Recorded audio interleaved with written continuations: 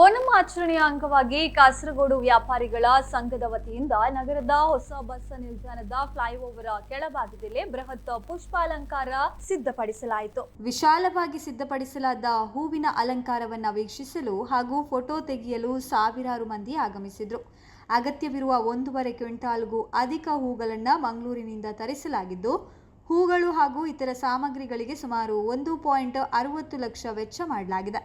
4 ದಿನಗಳ ಮುಂಚಿತವಾಗಿಯೇ ಅಲಂಕಾರ ಸಿದ್ಧತೆ ಆರಂಭಿಸಲಾಗಿತ್ತು. ಕೊಲಿಯಡುಕದ ವಿನ್ಯಾಸಕ ಡಿ ಜಗದೀಶನ್ ಅವರ ನೇತೃತ್ವದಲ್ಲಿ 13 ಮಂದಿಯ ತಂಡ ಮೆಗಾ ಪೂಕಲಂ ಸಿದ್ಧಪಡಿಸಿತು. ಹೂವಿನ ಅಲಂಕಾರದ ಜೊತೆಗೆ ಮಾವೇಲಿಯ ಆಗಮನವು ಕಾರ್ಯಕ್ರಮಕ್ಕೆ ವಿಶೇಷ ಮೆರುಗನ್ನು ನೀಡಿತು. ಓಣಂ ಆಚರಣೆಯ ಅಂಗವಾಗಿ ನಗರದಲ್ಲಿ ವಿಭಿನ್ನ ಪ್ರದರ್ಶನವನ್ನು ಸೃಷ್ಟಿಸುವ ಉದ್ದೇಶದಿಂದ ಮೆಗಾ ಪೂಕಲಂ ಆಯೋಜಿಸಲಾಗಿದ್ದು, ವ್ಯಾಪಾರ ಸಮುದಾಯದ ಮುಖಂಡರು ಹಾಗೂ ವ್ಯಾಪಾರಿಗಳು ಅಗತ್ಯ ಸಹಕಾರ ನೀಡಿದ್ದಾರೆ ಎಂದು ಸಂಘದ ಅಧ್ಯಕ್ಷ ಎ ಅಬ್ದುಲ್ ಅಜೀಜ್ ಹೇಳಿದರು. ಮೆಗಾ ಪೂಕಳಂನ ಜಿಲ್ಲಾಧಿಕಾರಿ ಅರ್ಜುನ್ ಪಾಂಡಿಯನ್ನ ಉದ್ಘಾಟಿಸಿದರು.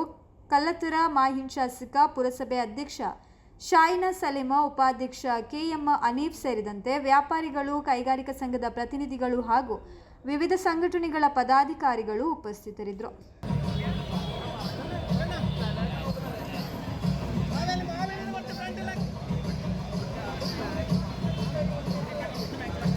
എത്തിച്ചേർന്നിട്ടുള്ള ഓരോ മലയാളികളെയും കാസർഗോഡ് മെർച്ചൻസ് അസോസിയേഷൻ്റെയും മുനിസിപ്പാലിറ്റിയുടെയും DTPCയുടെയും പേരിൽ നന്ദി അറിയിക്കുകയാണ്.